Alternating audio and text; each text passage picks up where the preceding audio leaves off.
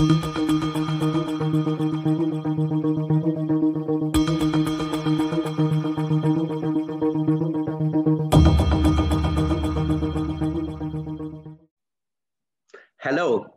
my name is Philippe François.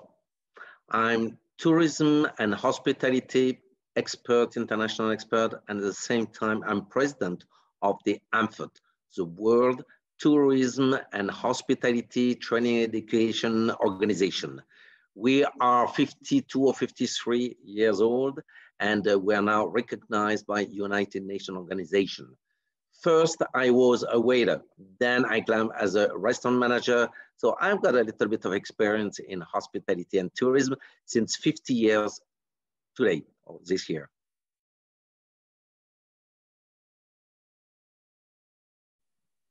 Maybe 2 or 3 words about AMFORHT.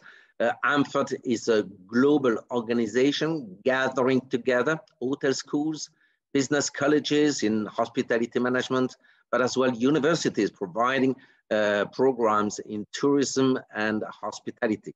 So we are approximately a little bit more than 700 people, members from 78 countries today. And we are working in order to provide new education and training methodology, academic programs, and to be linked together around the world.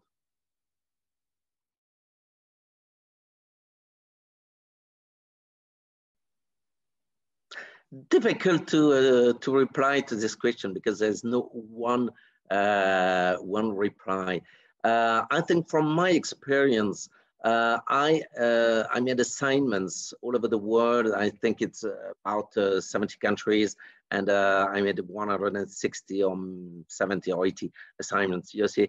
And no, all together, from Africa, from the Caribbean, from maybe Canada, Central Europe, and so on, I made at the end one main solution for not only for me, but as well for tourism, is that culture and heritage is absolutely part of tourism. So it's not one example.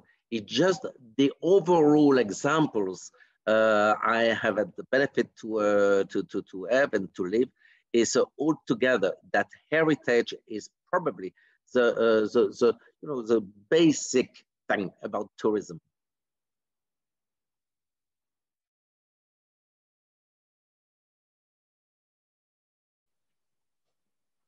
You see, I believe in tourism development.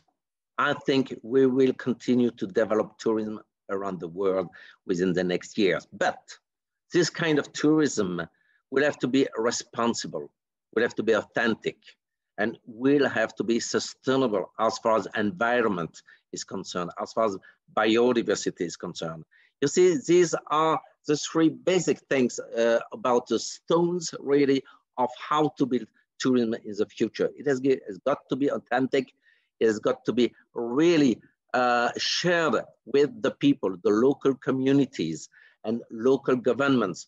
So we have got to really work on this, especially through education or through what WTACH is doing with promoting heritage and cultural patrimony all over the world. Well, without heritage, without culture, there is no tourism for tomorrow, but environment as well.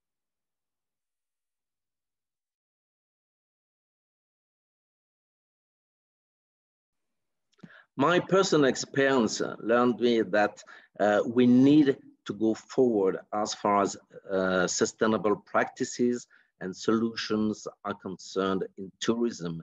And the other experience was about education. So I'm trying every day to try to match those 2 things.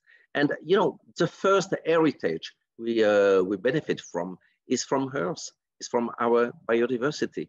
If we create tourism in search of that destination, it's because that destination is lovely.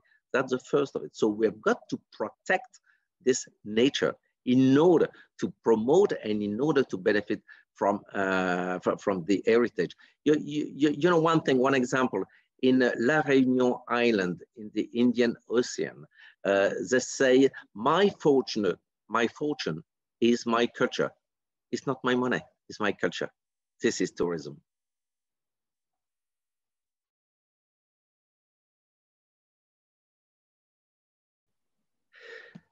Two or 3 years ago, AMFORHT has been recognized as the official NGO for education and training in hospitality, tourism, and culinary arts. So now we are official members of United Nations organization. But we can't be alone. We need partnerships, and we need to develop our networks.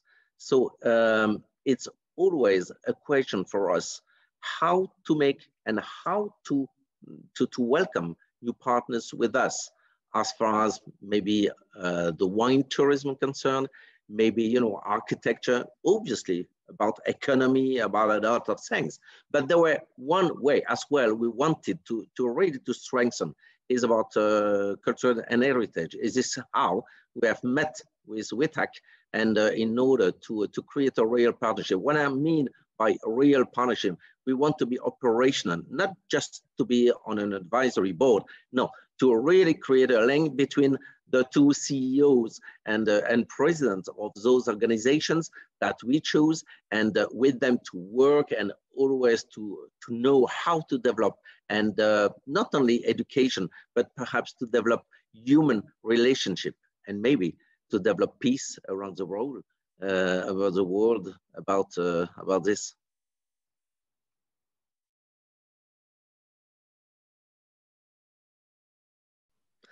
Yes, the role of governments is crucial, because before anything else, tourism is a policy more than an action. So I worked, for example, I would say just two examples. For example, in Rwanda, how to protect gorillas in Rwanda. So I was the advisor of the Minister of Tourism, and we have really looked to a lot of solutions. And at the end, the solution was not the best, but we found solution, mean by training the local community, and as well training the people, the tourists. Another example is about Petra. I was as well counselor to the Minister of Tourism and Antiquities in Petra in Jordan. How can we regulate the over-frequentation of tourism there? So we work with the World Monument Funds, and it's always very difficult to find solutions. So yes, we need to have better regulations as far as not only tourism, but as well security in tourism, or security for tourism, and as well educate local communities, like I did as well in Haiti, or educate the teachers and the people, the young people in the hotel schools and the universities.